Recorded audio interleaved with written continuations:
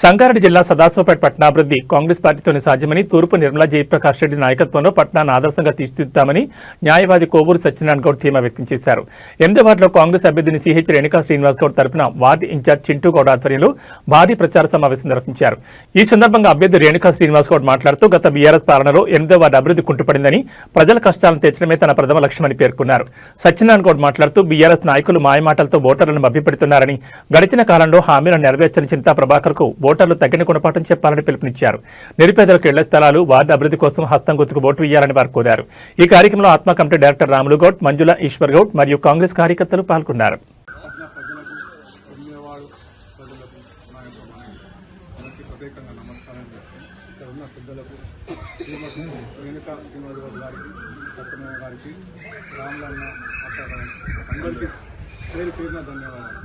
ఈరోజు జగ్గారెడ్డి బలపరిచిన శ్రీమతి రేణుకా శ్రీనివాస్ గౌడ్కు మీ అమూల్యమైన ఓటు వేసి అభివృద్ధిలో మీ అందరూ సహకరించాలని నేను కోరుకుంటున్నాను. ఈరోజు 10 ఏళ్ల నుంచి టీఆర్ఎస్ గవర్నమెంట్ చేసింది ఏం లేదు. నేను ప్రతి గలీలో తిరిగినా, ఏ గలీలో చూసినా రోడ్లు మోరీలు అట్లా ఉన్నాయి. ప్రజలు ఏం చెప్తున్నారంటే ఇప్పటిదాకా మాకు 10 ఏళ్ళగా మాకు ఏది అభివృద్ధి కాలేదు, శ్రీనివాస్ గౌడ్కు ఓటేస్తే అభివృద్ధి జరుగుతుందని మాకు నమ్మకం ఉందని చెప్పి వాళ్ళు అనుకుంటుంటే నేను వింటున్నా. ఎందుకంటే ప్రతిసారి మనం మోసపోతున్నాం, ఓటేసి మోసపోతున్నాం. వాళ్ళు చెప్తున్నారు, మాయమాటలు చెప్తున్నారు, ఏదో చెప్తున్నారు, మేము ఇది చేస్తాం అది చేస్తాం అంటున్నాం. వాళ్ళతో ఏది కాదు. గవర్నమెంట్ మనది ఉన్నది, రూలింగ్ మనది ఉన్నది. ఏది ఉన్నా శ్రీనివాస్ గౌడ్ ఒక ఆశతోనే ముందుకు వస్తుంది. వాళ్ళ డాడీ ఎన్నో సేవలు చేసిండు, ఎన్నో మంచి పనులు చేసిండు. ఆయన పేరు ఉంది. శ్రీనివాస్ గౌడ్ గిட்ட ఆయన ఏజ్కి తగ్గట్టు మనం ఒక విలువిచ్చి మీ అమూల్యమైన ఓటు వేసి ప్రతి ఒక్కరు ఒక ఓటుతో కాకుండా మన చుట్టుపక్కల ఉన్న వాళ్ళ గిட்ட చెప్పి మనం ఓటు వేసి మనం ఒక గిఫ్ట్గా 8వ వార్డు నుంచి ఒక గిఫ్ట్గా మనం జగ్గారెడ్డికి ఇస్తే మనకి ఎన్నో పనులు అవుతాయి, పనులు చేసుకోగలుగుతాం. ఏదున్నా కాంగ్రెస్ గవర్నమెంట్తోనే సాధ్యమవుతుంది. రేషన్ కార్డు కావాలన్నా కానీ, ఏదన్నా రేషన్ కార్డు కానీ, ఏది కానీ, రోడ్డు కావాలి, మోరీలు కావాలి, ఏది ఉన్నా, ఒకరికి ఉద్యోగం కావాలన్నా, ఒక ఫ్లాట్ జాగా కావాలన్నా కాంగ్రెస్ గవర్నమెంట్తోనే సాధ్యమవుతుంది. అది శ్రీనివాస్ గౌడ్తోనే సాధ్యమవుతుంది. మీ అమూల్యమైన ఓటు ప్రతి ఒక్కరు ఖచ్చితంగా ఓటు వేయాలని, గెలిపించాలని, నన్ను ఇన్ఛార్జిగా ఇచ్చినందుకు నాకు ప్రత్యేకంగా ధన్యవాదాలు చెప్తున్నా. ఎందుకంటే ఇంత మంచి వార్డులలో ఇంత తిరుగుతున్నా కాబట్టి ఏదున్నా శ్రీనివాస్ గౌడ్కే మా ఓటు అని చెప్తూ ప్రజలు చాలా సంతోషకరమైన విషయము. మీ అమూల్యమైన ఓటు కాంగ్రెస్ కేసి శ్రీనివాస్ గౌడ్ గెలిపించాలని కోరుతున్నాను. జై కాంగ్రెస్. బరిలో నిలబడ్డాడు.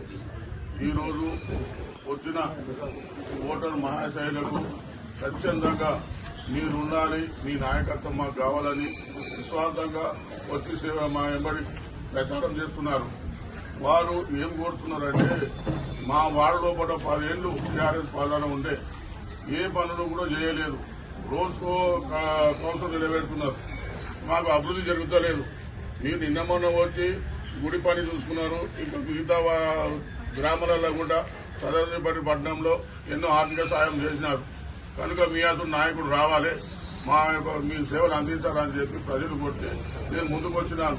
మా నాన్నగారు తీర్చే నరసింహగౌడ్ గారు చేసిన పనులు ఇప్పటికీ ప్రజల్లో ప్రతి ఒక్క మతస్థుడు యాడ్ చేస్తున్నాడు. అతడు రూపాయి చేస్తే నేను నాటనం చేయడానికి, సేవ చేయడానికి ప్రజలు దిగిన. అభివృద్ధి నా లక్ష్యం. 24 గంటలు మీకు అందుబాటులో ఉంటా. మీకు శ్రీరామ రక్షకునిగా నేను ఉంటాను, మీ సేవకునిగా ఉంటాను.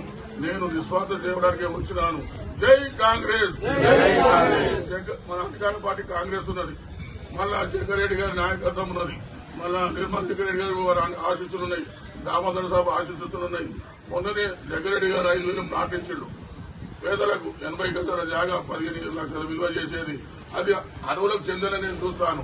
మిగతా వాటి సమస్యలు ఏమన్నా మీరు రోడ్లు కానీ, డ్రైనేజీలు కానీ, రైతులు కానీ, ఇతర సమస్యలు కానీ, రేషన్ కార్డులు కానీ, మరి ఉచిత బస్సులు కూడా ఇచ్చారు, సన్న బియ్యం ఇచ్చారు. ఇవన్నీ కాంగ్రెస్ పార్టీ ఇచ్చింది. కనుక గ్రహించాలి ప్రజలు, ఆచి చూసి ఆలోచించి ఓటు వేయాలని ప్రతి ఒక్కరి ఓటరు మహాశయులకు చేతులెత్తి నమస్కరించుతున్నాను. జై కాంగ్రెస్. జై కాంగ్రెస్.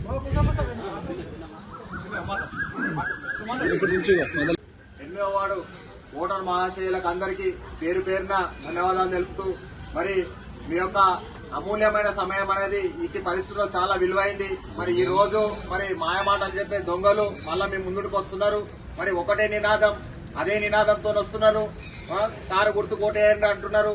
మరి గతంలో కూడా కారు గుర్తుకోటాయని అని చెప్పారు, అంతకు ముందు కూడా కారు గుర్తుకోటాయని అని చెప్పారు, అంతకు ముందు కూడా చింతా ప్రభాకర్ మీకు అండగా ఉండాలన్నారు. ఆయన మాటలు చెప్పిండు, అన్ని విఫలమైనవి. మళ్ళా రెండోసారి మాటలు చెప్పిండు, విఫలమైనవి. మళ్ళా ఒకటి ముసలి కన్నీరు ఏడ్చడం స్టార్ట్ చేసిండు, అది కూడా ఆ నాయకత్వంలో కూడా అది కూడా వాళ్ళ మధ్యలో ఉన్న కూడా వాళ్ళ దాంట్లో కూడా విఫలమైంది. మరి ఇక్కడ గ్రహించాల్సింది ఏంటంటే ఇప్పుడు కూడా మళ్ళా సోమశేఖర్ మళ్ళా ఏడుస్తున్నాడు, ఏడుచుకుంటా మళ్ళా ఓటేయండి, నేను ప్రభాకర్ అన్న దగ్గరికి పోయి నేను పని చేపిస్తా అంటున్నాడు. చింతా ప్రభాకర్ గుణం ఏంటిదో నేను దగ్గరుండి చూసిన. ఎందుకనంటే ఒక జిల్లాకు ఒక పార్టీ అధ్యక్షుడిగా ఉన్నప్పుడు సమస్యలు తీసుకొని వెళ్తారు. నేను ఒక సమస్య మీద కూడా నేను తీసుకొని వెళ్ళిన, అక్కడ కౌన్సిలర్లను అవమానపరిచాడు, చాలా అవమానపరిచాడు. వాళ్ళు ఏం చేస్తారని అంటారు, వాళ్ళు ఏంటికి పనికి వస్తారని అంటారు, వాళ్ళకి ఏం తెలుసని అంటారు. అంటే కౌన్సిలర్ అంతా చీపు కొడుతున్నారు, కౌన్సిలర్ అంతా పనికిరానోడు కొడుతున్నారు. ఒక కౌన్సిలర్ అంటే 1500, 1600 ఓట్ల మెజార్టీ ఉన్నాడు. ఏడికన్నా పోయి ఒక 1500 మంది 500 మంది పోయిందంటే ఆ ఆఫీస్ గదగదలు ఆడుతుంది. ప్రజా సమస్యల కోసం ఆఫీసర్ దిగొస్తాడు. అంత ఇంగిత జ్ఞానం లేకుండా కౌన్సిలర్ ని కించపరిచిన వ్యక్తి చింతా ప్రభాకర్. మరి అట్లా చింతా ప్రభాకర్ ని మరి మళ్ళా ఈ 8వ వార్డు ప్రజలు ఎట్లా నమ్ముతారు? ఒకసారి ఆలోచన చేయండి.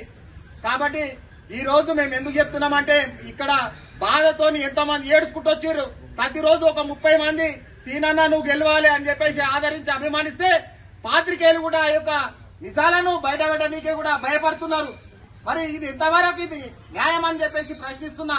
ఈరోజు మీడియా వాళ్ళు కూడా ఆలోచించాలి. మరి అందరి కోసము తనకంటూ ఏం ఆశించకుండా తన సొంత డబ్బులు పెట్టుకునైనా కూడా నేను సేవ చేస్తానని ముందుకొచ్చిండు. సరే ముందుకొచ్చిండు కదా, ఆయన చరిత్ర ఏంటో చూసుకుందామంటే గతంలో కూడా మరి శ్రీనివాస్ గౌడ్ గారి తండ్రి సిఎస్ నరసింహగౌడ్ మరి తన సొంత డబ్బులు ఎంతమంది పేదలకు ఎంఆర్ఎఫ్ లో ఉద్యోగాలు ఇప్పించిండు, మరి దేవాలయాలు అభివృద్ధి చేసిండు, మరి అన్ని కులాలను సమానంగా చూసిండు, మరి రంజాన్ వస్తే ముస్లింలకు చేసిండు, మరి క్రైస్తవులకు చేసిండు, మరి హిందువులకు చేసిండు. మరి ఇంత ఘనతున్న వంశం నుండి ఒక కుటుంబం నుండి శ్రీనివాస్ గౌడ్ ఈ రోజు మన ముందరకు వచ్చిండంటే మరి ఈ వార్డు ప్రజలు కోరుకున్నందుకు వచ్చిండు. ఈ రోజు అందుకే అందరి దగ్గరికి నడుచుకుంటూ వెళ్ళిండు. మరి ఎక్కడ చూసినా కూడా మంగళారతులు పడుతున్నారు, వాళ్ళ యొక్క బాధలను ఆవేశంగా చెప్తున్నారు. ఇంతకుముందు ఒక జంగం స్వామి ఆయన మాట్లాడిండు, 2,000 రూపాయలు ఇచ్చి నా మట్టి మా సొంత డబ్బులతో వేయించుకున్నామన్నా మొరమన్నాడు. ఆ బాధ చూసి ఇప్పుడే వాళ్ళకు కూడా హామీ ఇచ్చి రావడం జరిగింది. కాబట్టి వీటన్నిటిని ఆలోచించండి ఓటర్ మహాశయులారా. ఆలోచించి మంచిగా మీరు ఒక గట్టి నిర్ణయం తీసుకొని అత్యధిక మెజార్టీతోని 2వ నంబర్ పైన ఓటేసి చేతు గుర్తు పైన ఓటేసి మన సిహెచ్ రేణుకా శ్రీనివాస్ గౌడ్ గారిని అత్యధిక మెజార్టీతో గెలిపించుకునే బాధ్యత మనందరిది. ఈ గెలుపు మనందరిది, ఈ గెలుపు మనందరిది. జై కాంగ్రెస్, జై కాంగ్రెస్.